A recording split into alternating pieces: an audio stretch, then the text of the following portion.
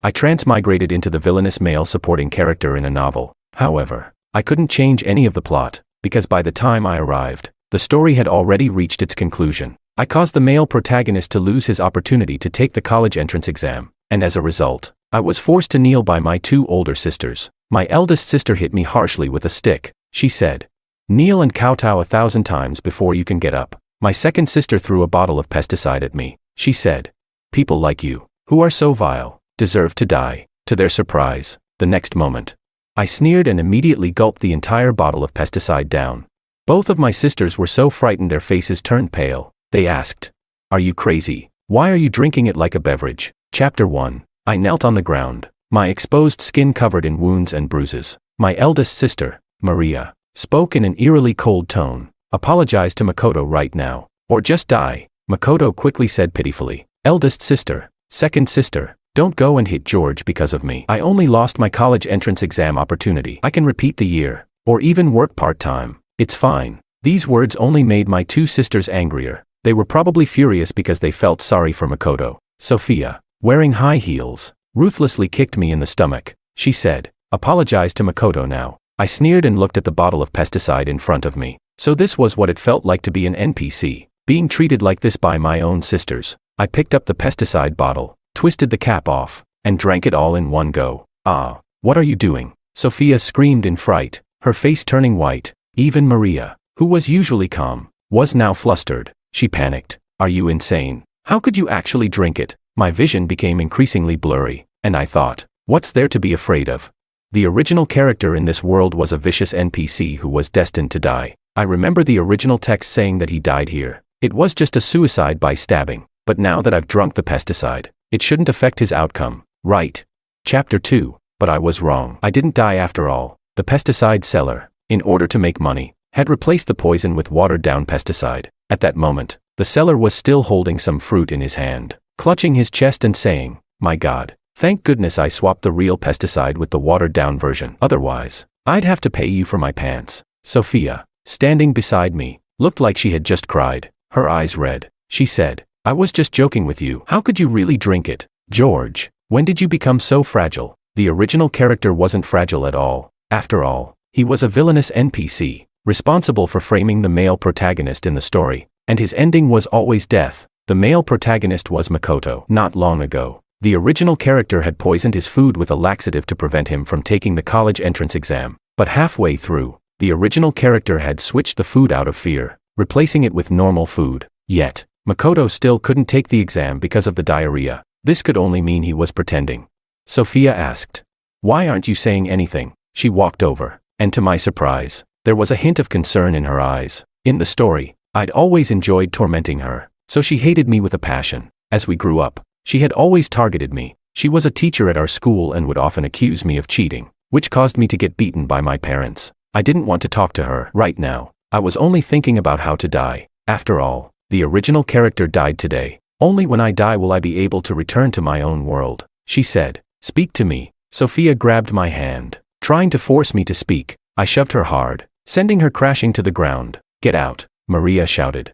"What are you doing?" Maria suddenly appeared and rushed over, slapping me hard. She said, "Who told you to push Sophia?" This was the original character's eldest sister. She had always been a quiet person, indifferent to me. Only after we grew up did she start treating me a little better. But that kindness didn't last long, fading once Makoto came into the picture. Makoto was the adopted son of my parents, and ever since he arrived, the whole family favored him, probably because of the male protagonist halo he carried. Chapter 3. Maria scolded me. "George, you just caused Makoto to lose his chance to take the college entrance exam, and now you've pushed your second sister. You're hopeless." She glared at me angrily. I felt a wave of anger for the original character when I saw her. The original character had desperately tried to gain her gentle affection. He would make her breakfast every day, wash her clothes, and clean her shoes. But what did she do? She would make him kneel and accept punishment. With a loud thud, I shoved her hard against the door. I cursed. "What do you think you are? How dare you speak to me like that? Brother, how could you treat big sis like this?" Makoto suddenly appeared at the door. Seeing him standing there, looking so smug, I felt irritated. I really didn't understand how someone like him became the male protagonist. I got out of bed and slapped him hard. I said, "Who are you? An outsider, to talk here?" I couldn't be bothered to deal with them anymore and left immediately. I wanted to die. I just wanted to die. So I went to the rooftop. It was 20 floors high, and jumping off would definitely kill me. I closed my eyes, preparing to jump, when I was suddenly pulled back by some unseen force. I fell to the ground, and a girl appeared in front of me. Her face was small, only the size of a palm, but her eyes were large, full of light. She said, "George, don't die." Her voice was filled with urgency. Chapter 4. I tried hard to recall who this person was, and then I remembered she was just one of the original character's classmates, named Willow. She was more transparent than an NPC, barely noticeable. In the story, she only had one line, asking the original character to bring her some breakfast. At this moment, Willow was tightly holding my hand, afraid that I might still jump off the building. She said, "The world is still beautiful. We've just finished the college entrance exam, and we'll be going to university soon. Life will definitely be happy then. So, you must stay alive." I really wanted to say, "What does this have to do with me?"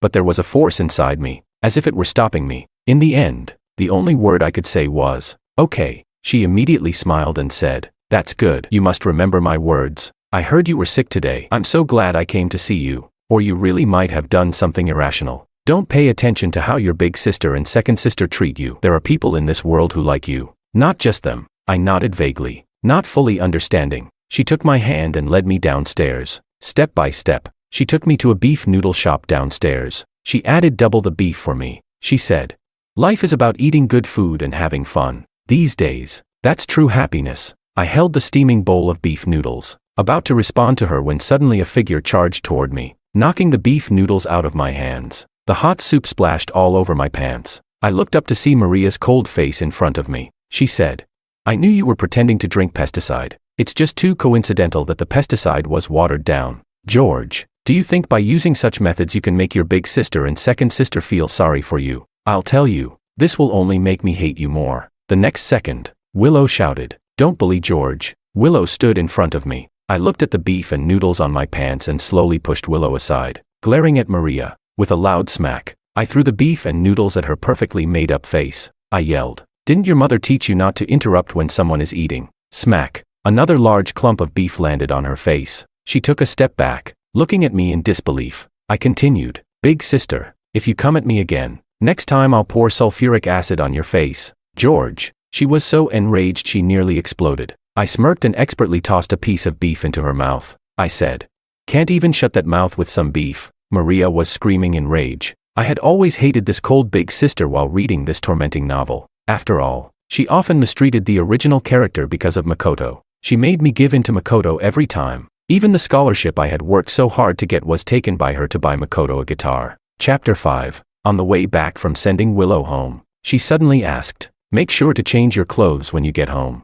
Don't wear wet clothes." I nodded. Don't worry. Even if I were stupid, I had figured out the relationship between her and the original character. She said, "George, I feel like you've changed. You wouldn't have treated your big sister like that before." Willow said this suddenly, with an inquisitive look in her eyes. I smiled and said, "People have to grow up." The original character was supposed to be dead, and now I was helping him live on. As long as I was alive, every second of it would make sure he wouldn't suffer. After saying goodbye to Willow, I went home and saw Sophia sitting on the couch, as if waiting for me. I thought she was about to scold me, so I planned to ignore her and go to my room to figure out a way to end things. To my surprise, she suddenly called out to me, "Brother, I want to talk to you." I turned around in surprise. "Brother?" She actually called me brother. After a brief moment of astonishment, I spoke. "Go ahead," she said. "I bought the pesticide, so you couldn't have made the seller tamper with it. I know you really wanted to commit suicide today. I want to know why." Finally, there was a normal person in this story, but so what? In the plot, she had already driven the original character to his death. I chuckled and said, "How funny, can't you figure it out? They've targeted the original character repeatedly because of Makoto, taking everything from him. He wouldn't have lost hope otherwise." Before she could say anything else, I turned and walked away. Anyway, I was going to die, so I didn't want to listen to any more of these meaningless words. After all, saying sorry now wouldn't help. At that moment, I suddenly thought about using gas to commit suicide. It was a good idea, and I could take the whole family with me. Chapter 6. In the middle of the night, I quietly went downstairs. I was about to turn on the gas when Makoto suddenly opened the door, startling me. He walked over, looked at me, and suddenly sneered, "You're trying to fake a suicide again to make big sister and second sister feel sorry for you. George, I've been observing you all day, waiting for you to try this trick again. With that, he turned on the lights, picked up a kitchen knife, and waved it in front of me. He said, "Guess what would happen if big sister and second sister saw me get cut by this knife?" Heh, I sneered. This was such a cliché plotline I had seen too many times in melodramatic novels. It always made me grind my teeth in frustration. Now I could finally fight back. I grabbed the knife from his hand and made a cut across my own arm. I said, "How about it? One cut each." Makoto stared at me, shocked, like I was a lunatic. I said, "Some people fear death, but I don't." As I spoke, I turned on the stove, then doused it with water. I said, "How about we die together here today?" He screamed in terror. "Big sister, second sister, help, George is trying to kill me." I sneered.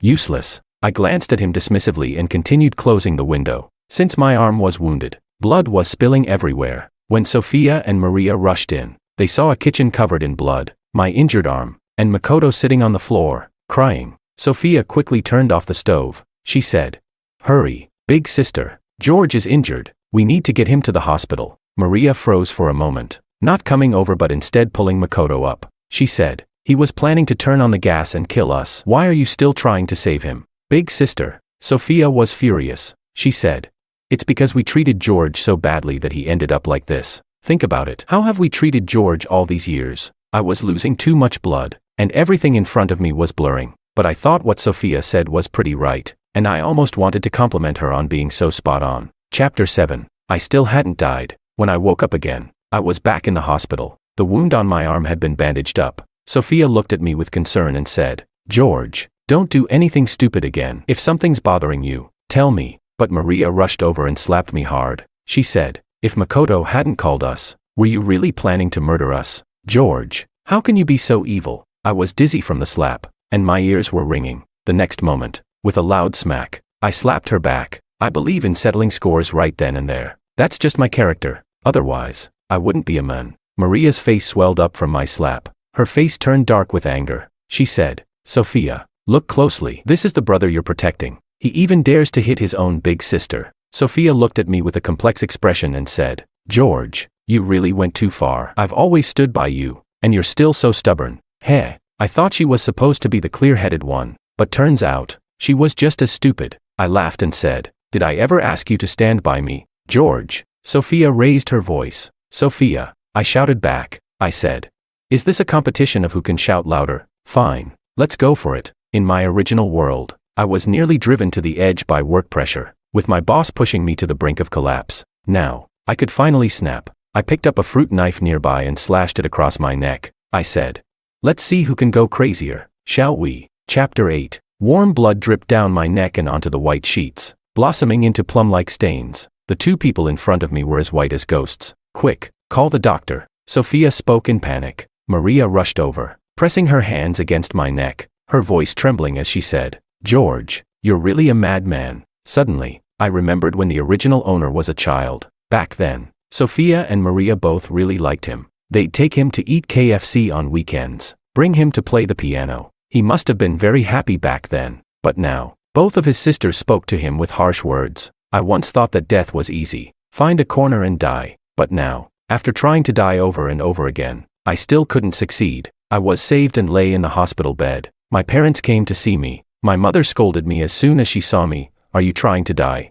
Do you know you scared Makoto so badly that he's mentally broken?" My father spat at me angrily. He said, "How did I end up with a son like you? I really regret having you." They must have forgotten that, in the past, they treated the original owner like he was the best thing ever. But after adopting Makoto, they gave him everything, treating him like royalty. I actually felt bad for the original owner. His own sisters and parents were so kind to a stranger. I pulled the needle from my hand and smashed the vase on the table. I said, "Since you care so much about Makoto, then go accompany him. Why come see me?" My parents froze, looking at me in fear, as though I were a madman. Without saying a word, they left. Sophia and Maria came in again. Maria looked at the mess on the floor and disgustedly said to me, "George, even though we're blood-related, you're still not as sensible as Makoto. You're an adult, yet you're always threatening us with suicide. You're so useless." The words "useless" were the ones the original owner heard the most, and in the end, they drove him to suicide. I actually felt sorry for him. He had a happy, wealthy family, but the author wrote him to a tragic end. After Maria left, Sophia stared at me for a long time before suddenly saying, "When we were kids, you used to prank me all the time. And I thought you were so annoying. Now that we've grown up, I thought you'd understand. I even foolishly tried to move you with sibling love, but you still wouldn't listen. You keep threatening us with suicide, over and over. If you really want to die, go find a place where no one will find you. Why is it that every time you try, we always end up discovering it? I couldn't help but laugh and said, all right, next time, I won't let you find out. She was instantly choked up. After a long pause, she got up and left, her eyes filled with disappointment as she looked at me. Just as I was preparing to end it all, Willow appeared. Her eyes were red, and she looked at me, saying, didn't you promise me you wouldn't die? We agreed to go to college together, didn't we? My heart skipped a beat, and I suddenly felt a pang of discomfort, but I knew this wasn't my emotion. Could it be the original owner's emotional feedback? I looked at Willow and softly said, Willow, you're a wonderful girl with a bright future. You don't need to waste your time on me. I'm just a useless person. I'll die sooner or later. She immediately retorted, you're not useless. She shook her head, crying, and handed me an envelope. On the pink envelope, the words love letter were written. She choked up as she said, I've liked you for a long time. I'm giving you this letter now because I'm afraid one day you'll leave me, and I won't be able to give it to you. At that moment, my heart trembled violently. I slowly opened the envelope. Inside was written, George, I don't believe in gods, but when I met you, I started to believe. You're my God. Every time I see you, I get lost in you. After reading the letter, my tears fell uncontrollably. She suddenly hugged me and said, please, don't die. For a moment, I almost wanted to agree, but this was just the original owner's emotions. If I didn't die, could I return home? I fell into deep thought. People are selfish. I definitely had to think of myself first. Chapter 9. That night, as I was reading, my hand suddenly moved uncontrollably across the page. It wrote, please, end your life. I froze. Was this written by the original owner to me? It continued, no matter what, my end is death. If I don't die, Willow won't start her new life. So please, end this life where she can't find out. That way, you can go home, and Willow can begin her new life. He wrote a lot more. Only then did I realize that he knew he was just an NPC in a book, bound to die sooner or later. Even though I had changed his ending that day, the ending in the book could not be reversed. In truth, he had already died, and now this was just the last vestige of his consciousness. If he didn't die, Willow would always remember him, but if he died, the author would change Willow's fate and let her start a new life. That was his agreement with the author. In the days that followed, Willow stayed by my side. She took me to watch the sunset and said there were many beautiful sights in this world. As long as I was alive, I could keep watching them. She also took me to eat a lot of delicious food. She said that life was about enjoying good food. She truly wanted the original owner to live on, but she didn't know that the original owner was already gone. Sophia and Maria hadn't visited me in a long time, as if they had given up on me, until one day, Makoto came to find me. He looked at me with disdain and said, I knew you wouldn't dare to die. Everything you've done was just to make the older sisters feel sorry for you. Right, it's just a tactic to gain sympathy. I can do it too. Just wait. I'll make sure you're completely kicked out of the Wong family. I couldn't be bothered to respond to him. I just closed my eyes, thinking about how I could leave this world without Willow knowing. Willow went home that evening to care for her mother. Just as I was preparing to end it all, Sophia came to find me. She walked into the room, and her gaze didn't show much emotion. She simply said, tomorrow is your birthday. I've talked with Maria, and we decided to celebrate it for you tomorrow. We won't hold the past against you. From now on, just stay well. Hearing her say this, I was truly surprised. I even felt happy for the original owner, but he would never see it again. He would never see his two older sisters begin to treat him better, because after he wrote to me that day, he had completely disappeared. All right, I readily agreed to her, because I wanted to say goodbye to them tomorrow, so they would all remember how George died forever. Chapter 10. Today is my birthday. Willow sent me a happy birthday message early in the morning. I put on a white suit and prepared to go up to the rooftop for the birthday party my family had arranged for me. Makoto also wore a white suit. I recognized his set. It was from a more expensive brand than mine. How laughable. They said we should all be good from now on, but deep down, they still favored Makoto. No wonder the original owner was driven to suicide. On the rooftop, everyone was holding champagne and laughing. When my parents saw me and Makoto, they quickly called Makoto over. They started introducing him to all the notable figures, paving the way for his future. It didn't matter whether he passed the entrance exam or not, because no matter what, my parents would make sure he was well provided for in the future. Meanwhile, I, their biological son, had nothing. George, come here. Sophia suddenly called me. I walked over, and she quietly said to me, apologize to the eldest sister and parents today, then they won't blame you anymore. You've indeed done a lot of things that have made us upset recently,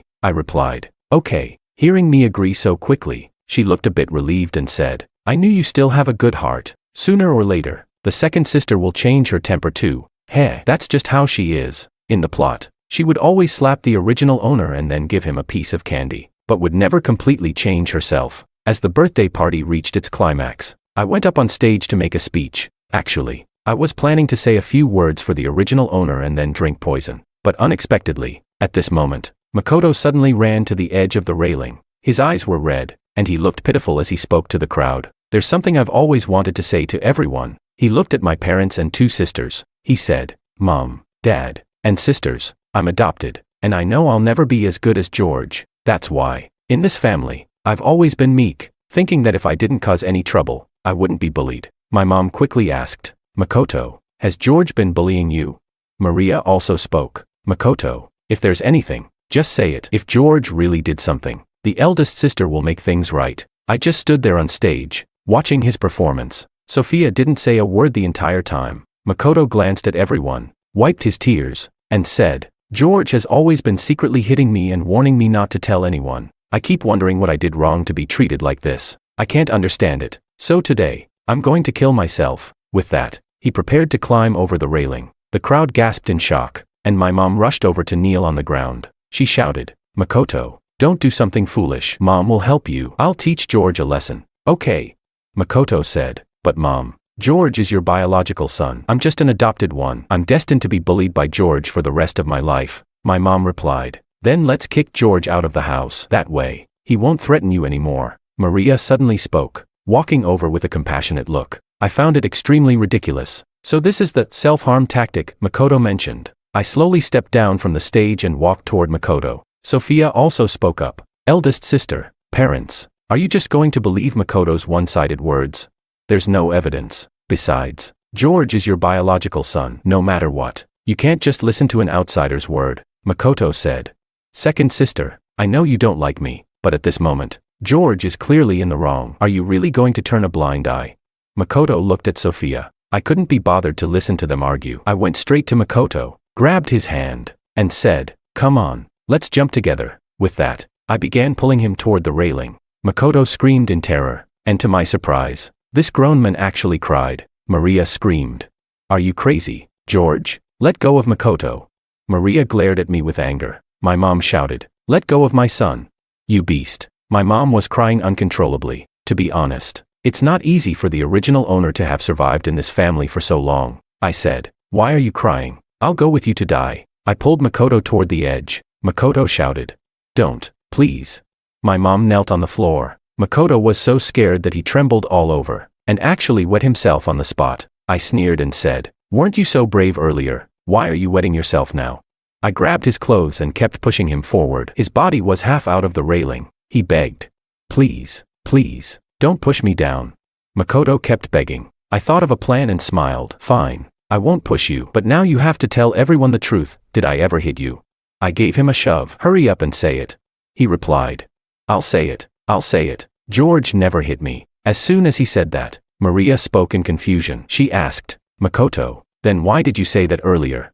Makoto replied, because I wanted you all to kick George out. I threatened him. Keep talking.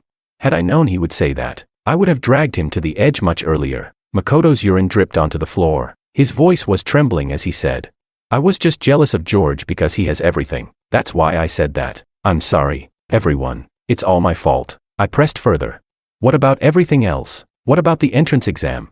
He stayed silent for a moment before replying. The exam was all planned by me. I wanted to make you all hate George. At that moment, everyone finally understood. My parents and Sophia's eyes widened. Maria, with a look of disappointment, said, Makoto, I've always believed in you. How could you do this?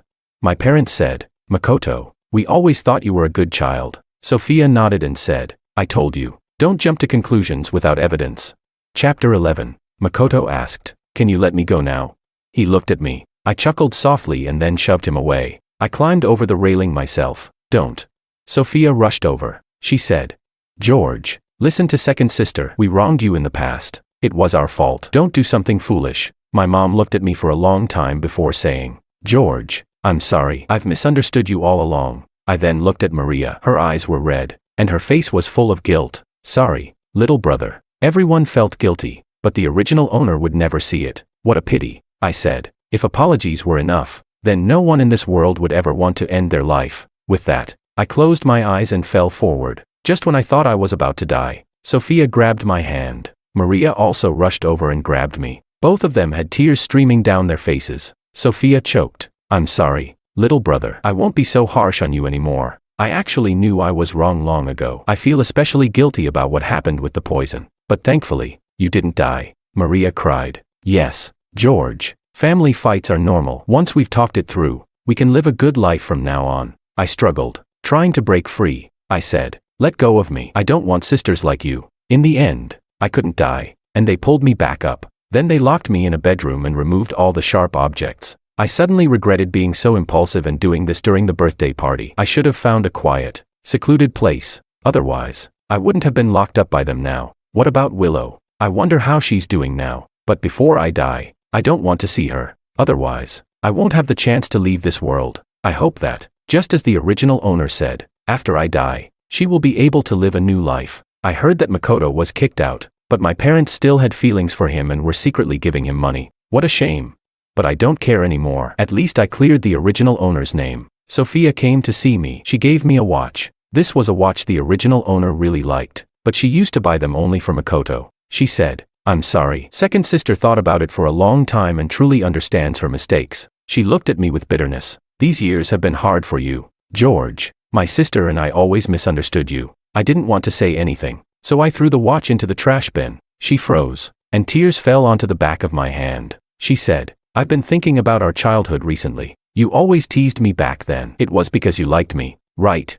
I froze and thought back to the plot. That was indeed the reason. The original owner liked Sophia more because she was the only one who would listen to him seriously. The only one who wouldn't report him for playing games. He really liked this second sister, but being young, he didn't know how to express it. So, he kept teasing her, thinking that would make her happy. She said, if you don't answer, I'll just take it as you admitting it. Sophia cried out in joy. She said, I didn't understand before, and I used to argue with you, but now I understand everything. Second sister apologizes to you. I hope you won't hate me, but if you still can't stand me, that's fine too. I can stay away from you in the future. Chapter 12. My parents came to see me as well. My mom looked at me, remained silent for a long time, and awkwardly said, be good. And then that faint "son" that barely escaped her lips. If only the original owner could hear that. Maria was the last one to come find me. She personally cooked me a meal and brought it over. She said, eldest sister was the one who went too far. I'm not asking for your forgiveness, but I don't want you to die because of me. The world is still so beautiful. You're still young, and you can do so many things. Please, live on, I replied. Get lost.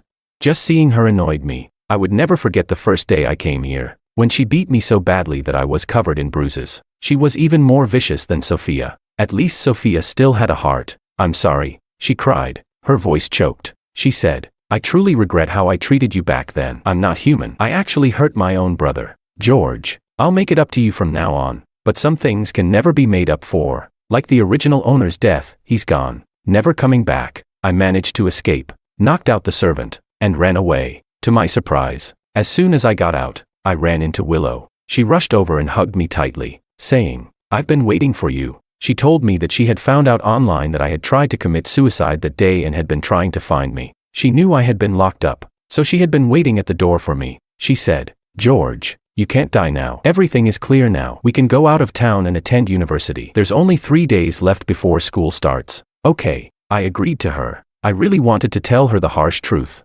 But after thinking for a while, I decided not to say anything. After all, I wasn't from this world, so I wouldn't interfere in these matters. Willow took me to her house, and her mother made me a big meal. She kept telling me, we're only 18. The future is full of possibilities. Once we go to university, we can go shopping on weekends, visit amusement parks, and do many happy and meaningful things. The original owner must have dreamed of such a simple, peaceful life. Unfortunately, he was just a pitiful NPC. After dinner, I used going to the bathroom as an excuse and left a bank card on the sink. It was the original owner's savings, and I decided to leave it to Willow. Then, I climbed out of the window and escaped. I wanted to find a quiet place to end my life, but I was kidnapped by Makoto. He dragged me to a warehouse, strapped a bomb to me, and then had someone bind him up and put a bomb on him as well. He smiled at me and said, "George, I'm going to make you understand that your family cares about me more." He was completely deranged. I couldn't be bothered to deal with him. After all, we were both going to die, so dying in an explosion seemed just as good. Sophia and the others arrived soon. When they saw Makoto and me, their eyes were full of shock. Makoto pitifully called out, "Eldest sister, second sister, please save me." Maria rushed over but stopped halfway. There was a sign next to her that read, "Only one person can be saved. If one is saved, the other will die in the explosion." Sophia spoke urgently, "Eldest sister, we should save George," but Maria fell silent, furrowing her brow as if deciding who to save. I chuckled. I thought she really had repented. I said, "Don't save me. I was planning to die anyway." "George, we will save you." Sophia hurriedly spoke and walked toward me. Makoto cried out, his voice choked, "Second sister, eldest sister, I knew I was always an outsider." Maria said, "Makoto, stop crying. George is our brother. We can only save him." After saying that, Maria also started walking toward me. At that moment, Makoto suddenly broke free from the ropes and rushed over, stabbing a knife into my heart. He said, "You all love him so much, then I'll make sure he dies." "Ah!" Sophia screamed and held me tightly. "George, don't scare me." Maria's face turned pale, and she kicked Makoto away. She said, "Little brother, I'm taking you to the hospital. Stay awake, please. Hold on." I couldn't hear what came after, because I was already dead. I arrived in an entirely dark space. A voice told me, "Host, you have fulfilled the original owner's wish. You can go back now." I asked, "What about the original owner?" The system responded, "He and Willow will meet in a different parallel world. They will love each other and live happily together. Wishing you a smooth journey ahead." I replied, "Thank you." Just as I finished speaking, a light flashed, and I returned to the original world. Outside the window, the traffic was bustling, and the employees in the office were frantically making phone calls. I knew my corporate life as a wage slave was about to start again. Extra 1. After George's death, Sophia shaved her head and became a nun. She could never forgive herself because she believed that it was her fault that George died. If she hadn't suggested to their parents to adopt Makoto, Makoto wouldn't have lived in the Wong family, and George wouldn't have died. She would spend the rest of her life in regret. Makoto was sentenced to death and imprisoned. Maria developed depression, and she, too, felt guilty. She often wondered if the outcome would have been different if she hadn't favored Makoto. If only she had seen Makoto's true nature sooner. But there were no ifs in this world. She spent every day in her room, staring blankly out the window. She wished for a do-over, hoping that this time, the 3 siblings could live in harmony. Extra 2. Willow went to university in the South City. She was very happy, though she didn't quite know why. She only remembered that she had made some kind of promise before coming. She walked into her dorm room with her backpack, took out a card, and said to her roommates, "I'm very rich. I'll treat you to a meal." She didn't know where the card came from, only that her mom had found it in the bathroom. The card was in her name, and the password was even written on it. Who wouldn't want money? So, she kept it. This card had a whole million on it. She planned to use it to do many things. One evening, when they went out for dinner, she met a bald woman. She looked at the woman for a long time, but couldn't recognize her. The woman looked familiar, as if they had met before. "Willow." The woman's voice was hoarse. She said, "I'm George's second sister. I saw the confession letter in his room. You like him, don't you?"